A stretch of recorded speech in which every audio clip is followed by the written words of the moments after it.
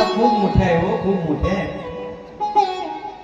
यांचं अंतर्मन नम्रतेनं व्याकुळ झालेलं आहे. अवधूत बाबांच्या चरणांगतावर यांनी शिरसाद दंडवत प्रतिपादित केलेला आहे आणि आनंदाचा सिद्धांत यांच्या मनामध्ये आहे. लोकांच्या चेहऱ्यावर आनंद दिसतो काही जणांच्या, आणि काही जणांच्या अजिबात दिसत नाही. नैराश्य भाव निर्माण होत असतो. भगवंत आनंदी स्वरूप काय आहे? हा आनंद हा शब्दही एक नावलौकिक आहे. याच्यामध्ये बरंच चिंतन आहे. आनंदाला जर विरोधार्थक शब्द जर म्हटला तर कोणी सांगू शकते का निलेश दादा? नाही सांगता येईल. सुख दुःख, दिवस सुख दुःख, शुभ रात्र, राक्षस. आनंदाला सांगा. जीवनात आल्यानंतर मनुष्यानं आनंदित राहावं. आनंद हा उपभोगण्याचं साधन नाही मायबाप, हा स्वभाव आहे. ही ईश्वरानं दिलेली एक लीला आहे.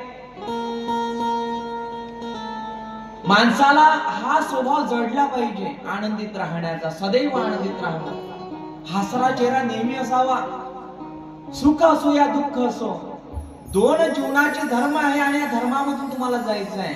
पण आनंदाला समजून घ्यायचं आहे. जो नंदमय स्वभाव झालेला आहे तो आनंद आहे, आनंद आहे, आनंद आहे. आणि इथे भगवान श्रीकृष्ण स्वतः आनंदी आहे. आनंदाचं नाव दुसरं म्हणजे भगवान श्रीकृष्ण आहे. आणि अशा कृष्णाला आपल्याला काय करायचं आहे? वयम नमः शरणांगती पत्करायची आहे. आनंदाचा सिद्धांत सांगत असताना मायबाप सांगतात मनुष्य हा नेहमी आनंदीच असला पाहिजे. या आनंदामध्ये संसार आलेला आहे आणि संसारामध्ये ज्याला आनंदित राहता आलं तो सुखाचा झाला. त्याच्या तोंडाशी जाऊ दे, त्याच्या तोंडाशी जाऊ दे, सगळं जमा करते आणि सरकारच्या जवळ ते पाठवते. पैसा जमा असते तिच्या बँकेत, पण बँकेतल्या पैशानं तिला आनंद मिळवता येत नाही. लक्षात घ्या. बँकेत जरी पैसा आहे तरी पंढरपूरच्या यात्रेला किंवा वारीला जायची तिच्या मनात इच्छा होत नाही. जाग्यावर बसल्या बसल्या एक झंडूबामची शिशी आणते, पायाले तोडते, पायाने जमतच नाही. मी तर म्हणेन म्हाताऱ्या लोकांना असा आनंदित म्हातारा वय घालवा तुम्ही की तरुणांनाही लाजवेल. मस्त चष्मा लावत जा, गोव्याच्या बीचवर जात जा, बुडीचा हात बुड्याच्या हातावर देत जा, मस्त आनंदामध्ये राहायचा. कारण की बायको ते बायको असते, नवरा तो शेवटला जर तुमच्या क्षणामध्ये कोणी कामी पडणार आहे तर ती बायको आहे मायबाप. मग मुंजेच्या कामी कोण पडेल? जे मुंजे आहे गावात त्यांच्या कामात कोण पडेल? त्यांचा वाली भगवंत आहे. त्याची काळजी तुम्ही काही करू नका. सांगायची तात्विक अर्थ एवढा, मनुष्यानं आनंदित राहण्याचा स्वभाव असला पाहिजे. आनंद या जीवनाचा सुगंधा परी दळवडावा, पाव्यातील सूरजेचा. मनुष्यानं आनंदित असलं पाहिजे. सांगायचं तात्विक अर्थ एवढाच. सासू आणि सासऱ्यामध्ये, सासू आणि सुनीमध्ये आनंद असला पाहिजे, नाही का? आनंद सांगण्यासारखा नाही. सच्चित आनंद घन असणारा सत्य स्वरूप आहे, चित स्वरूप आहे आणि आनंद स्वरूप आहे असा माझा भगवंत. सत्य आहे, सत्यम धीमहि असं म्हटलं जातं.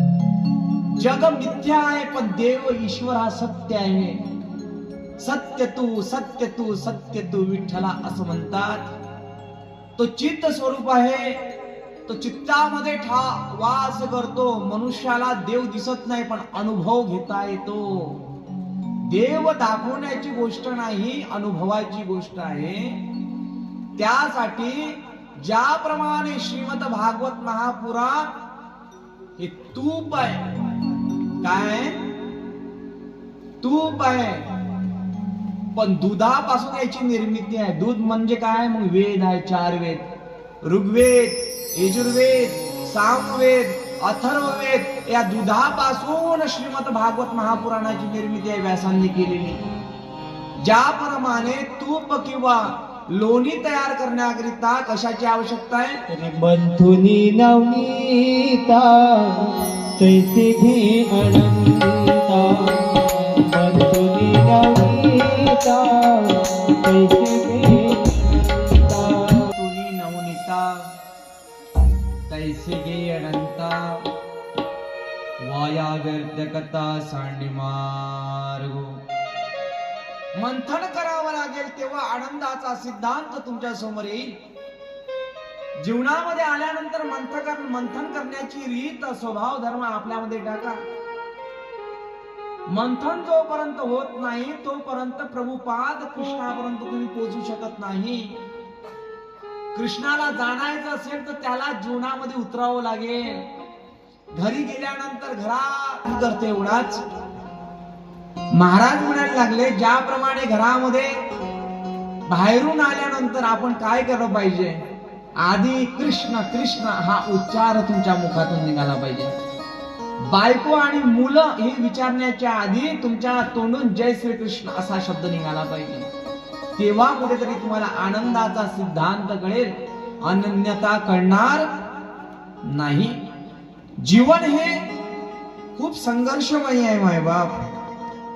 या संघर्षमय जीवनामध्ये राधा वल्लभ श्रीकृष्णाच्या प्रतिपादनाकडे जायचं असेल, पायाजवळ जायचं असेल, या सनातन धर्माची नीव ओळखताना, शक्ती धर्म ओळखताना जीव आणि बुद्धी याचा विनियोग न करता एकत्रित करण्याचा भाव करता आला पाहिजे.